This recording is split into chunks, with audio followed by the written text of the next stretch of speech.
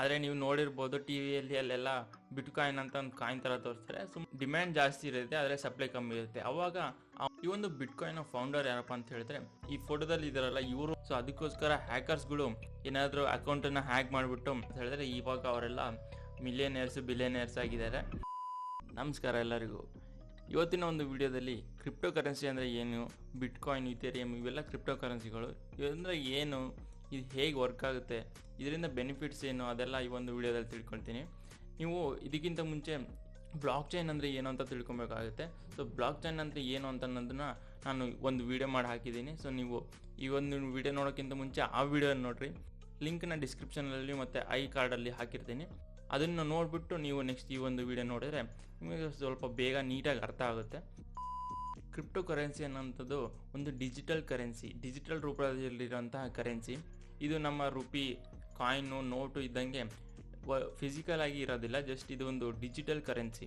ಆದರೆ ನೀವು ನೋಡಿರ್ಬೋದು ಟಿವಿಯಲ್ಲಿ ಅಲ್ಲೆಲ್ಲ ಬಿಟ್ಕಾಯಿನ್ ಅಂತ ಒಂದು ಕಾಯಿನ್ ಥರ ತೋರಿಸ್ತಾರೆ. ಸುಮ್ಮನೆ ಅದು ಕ್ರಿಯೇಟ್ ಮಾಡಿರೋದಷ್ಟೇ, ಆದರೆ ಫಿಸಿಕಲ್ ಕರೆನ್ಸಿ ಅಲ್ಲ ಇದು. ಸೊ ಕ್ರಿಪ್ಟೋ ಕರೆನ್ಸಿ ಅಂತ ಹೇಳಿದ್ರೆ ಯಾವೆಲ್ಲ ಬರುತ್ತೆ ಅಂತ ಹೇಳಿದ್ರೆ ಹಲವಾರು ಕಾಯಿನ್ಸ್ಗಳಿದ್ದಾವೆ. ಮೇಯ್ನಾಗಿ ಜಾಸ್ತಿ ಪಾಪ್ಯುಲರ್ ಆಗಿರೋಂಥ ಕಾಯಿನ್ಸ್ಗಳೇನಪ್ಪ ಅಂದರೆ ಹೇಳಿದ್ರೆ ಮೊದಲು ಬಿಟ್ಕಾಯಿನು, ನೆಕ್ಸ್ಟ್ ಇಥೇರಿಯಮ್ಮು, ಮತ್ತು ಎಲನ್ ಮಸ್ಕ್ ಅವರು ಫೇಮಸ್ ಮಾಡಿರೋಂಥ ಡಾಜ್ ಕಾಯಿನು, ಮತ್ತು ಇದೇ ರೀತಿ ಹಲವಾರು ಕಾಯಿನ್ಸ್ಗಳಿದ್ದಾವೆ. ಮತ್ತು ಸೊಲೋನಾ, ಆಮೇಲೆ ಹೆಸರುಗಳು ಸ್ವಲ್ಪ ಡಿಫ್ರೆಂಟ್ ಆಗಿರ್ತವೆ, ನೆನಪಿರೋದಿಲ್ಲ, ಅದಕ್ಕೋಸ್ಕರ ಟ್ರಾನು, XRP ಅಂತ ಇರುತ್ತೆ. ಈ ರೀತಿ ಹಲವಾರು ಕಾಯಿನ್ಸ್ಗಳಿದ್ದಾವೆ. ಕ್ರಿಪ್ಟೋ ಕರೆನ್ಸಿಗಳ ವ್ಯಾಲ್ಯೂ, ಒಂದು ಕಾಯಿನ್ ವ್ಯಾಲ್ಯೂ ಭಾಳ ಜಾಸ್ತಿ ಆಗ್ತಾ ಇರುತ್ತೆ. ನಿಮಗೆಲ್ಲರಿಗೂ ಗೊತ್ತಿರೋ ಹಾಗೆ ಬಿಟ್ಕಾಯಿನ್ ವ್ಯಾಲ್ಯೂ ತುಂಬ ಜಾಸ್ತಿ ಇದೆ. ಈಗ ರೀಸೆಂಟ್ ಡೇಸಲ್ಲಿ 35 to 30 lakhs ನಡೀತಾ ಇದೆ. ಸೊ ಯಾಕಪ್ಪ ಇದ್ರ ವ್ಯಾಲ್ಯೂ ಇಷ್ಟು ಜಾಸ್ತಿ ಆಗಿದೆ ಅಂತ ಹೇಳಿದ್ರೆ ಬಿಟ್ಕಾಯಿನ್ನ ಡಿಮ್ಯಾಂಡ್ ಜಾಸ್ತಿ ಇದೆ, ಆದರೆ ಸಪ್ಲೈ ಲಿಮಿಟೆಡ್ ಆಗಿದೆ. ಫಾರ್ ಎಕ್ಸಾಂಪಲ್ ನಾವೆಲ್ಲ ಕೇಳಿರ್ತೀವಿ ತರಕಾರಿ ರೇಟು ಒಂದೇ ಸತಿ ಜಾಸ್ತಿ ಆಯಿತು, ಟೊಮೊಟೊ ರೇಟ್ ಜಾಸ್ತಿ ಆಯಿತು ಅಂತ. ಅಲ್ಲೂ ಕೂಡ ಹೇಗೆ ನಡೆಯುತ್ತೆ ಅಂತ ಹೇಳಿದ್ರೆ ಯಾಕೆ ಜಾಸ್ತಿ ಆಗುತ್ತೆ ಅನ್ನೋದು ಗೊತ್ತಿರುತ್ತೆ. ಡಿಮ್ಯಾಂಡ್ ಜಾಸ್ತಿ ಇರುತ್ತೆ, ಆದರೆ ಸಪ್ಲೈ ಕಮ್ಮಿ ಇರುತ್ತೆ. ಆವಾಗ ಆ ಒಂದು ವಸ್ತುವಿನ ವ್ಯಾಲ್ಯೂ ಜಾಸ್ತಿ ಆಗುತ್ತೆ. ಅದೇ ರೀತಿ ಕ್ರಿಪ್ಟೋ ಕರೆನ್ಸಿಗಳು ಈ ಬಿಟ್ಕಾಯಿನಲ್ಲಿ ಕೂಡ ಅದೇ ರೀತಿ ಆಗ್ತಿರೋದು. ಬಿಟ್ಕಾಯಿನ್ನ ಸಪ್ಲೈ ಲಿಮಿಟೆಡ್ ಆಗಿದೆ, ಅದಕ್ಕೋಸ್ಕರ ಅದರ ಡಿಮ್ಯಾಂಡ್ ಜಾಸ್ತಿ ಇದೆ, ಅದಕ್ಕೋಸ್ಕರ ಅದರ ವ್ಯಾಲ್ಯೂ ಜಾಸ್ತಿ ಆಗ್ತಾ ಹೋಗ್ತಾ ಇರುತ್ತೆ. ಟೋಟಲ್ ಬಿಟ್ಕಾಯಿನ್ಗಳು ಎಷ್ಟಿದ್ದಾವೆ ಅಂತ ಹೇಳಿದ್ರೆ 21 ಮಿಲಿಯನ್ ಇದೆ. ಇದರಲ್ಲಿ ಈಗಾಗಲೇ 90% ಎಲ್ಲ ಅದನ್ನು ಮೈನ್ ಮಾಡಿಬಿಟ್ಟಿದ್ದಾರೆ. ಈ ಒಂದು ಬಿಟ್ಕಾಯಿನ್ ಫೌಂಡರ್ ಯಾರಪ್ಪ ಅಂತ ಹೇಳಿದ್ರೆ ಅವ್ರ ಹೆಸರು ಸತೋಶಿ ನಾಕಾಮೋಟೋ ಅಂತ. ಆದರೆ ಪರ್ಟಿಕ್ಯುಲರ್ ಇವ್ರ ಹೆಸರು ಇದೆ ಪಕ್ಕ, ಆದರೆ ಇವ್ರಿಗೆ ಯಾರು ಅಂತ ಇನ್ನೂ ಕರೆಕ್ಟಾಗಿ ಗೊತ್ತಾಗಿಲ್ಲ. ಈ ಫೋಟೋದಲ್ಲಿ ಇದಾರಲ್ಲ ಇವರು ಅಂತ ಹೇಳಲಾಗ್ತಿದೆ, ಆದರೆ ಕರೆಕ್ಟಾಗಿ ಕನ್ಫರ್ಮ್ ಆಗಿಲ್ಲ ಇವರೇ ಅವರು ಅಂತ.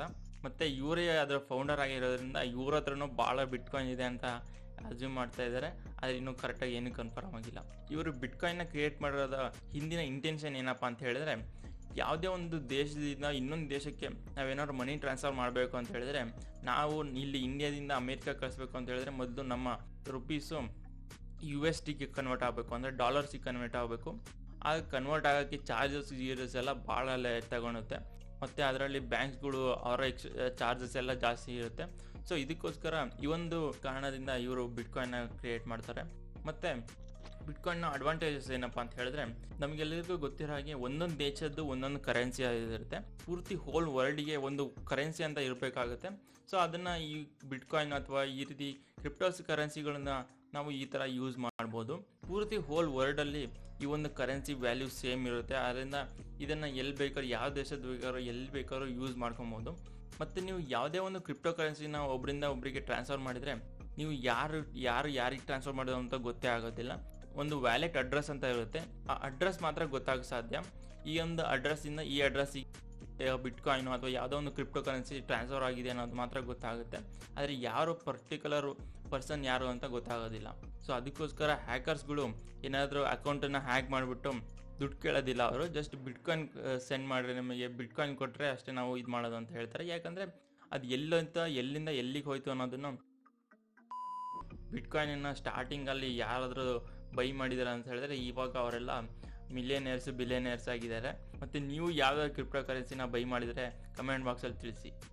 ಸೊ ಇದಿಷ್ಟು ಬಿಟ್ಕಾಯಿನ್ ಮತ್ತು ಕ್ರಿಪ್ಟೋ ಕರೆನ್ಸಿ ಬಗ್ಗೆ ನಾನು ಒಂದು ಸಿಂಪಲ್ ಆಗಿ ವೀಡಿಯೋದಲ್ಲಿ ಹೇಳಿದ್ದೀನಿ. ಸೊ ಈ ಒಂದು ವಿಡಿಯೋ ನಿಮ್ಗೆ ಇಷ್ಟ ಆಯ್ತು ಅಂತ ಹೇಳಿದ್ರೆ ಬೇಗ ನಮ್ಮ ಈ ಒಂದು ವಿಡಿಯೋನ ಲೈಕ್ ಮಾಡಿರಿ ಮತ್ತು ಇದೇ ರೀತಿಯ ಕಂಟೆಂಟ್ ಬೇಕು ಅಂತ ಹೇಳಿದ್ರೆ ನಮ್ಮ ಚಾನಲ್ನ ಸಬ್ಸ್ಕ್ರೈಬ್ ಮಾಡ್ಕೊಳ್ಳಿ.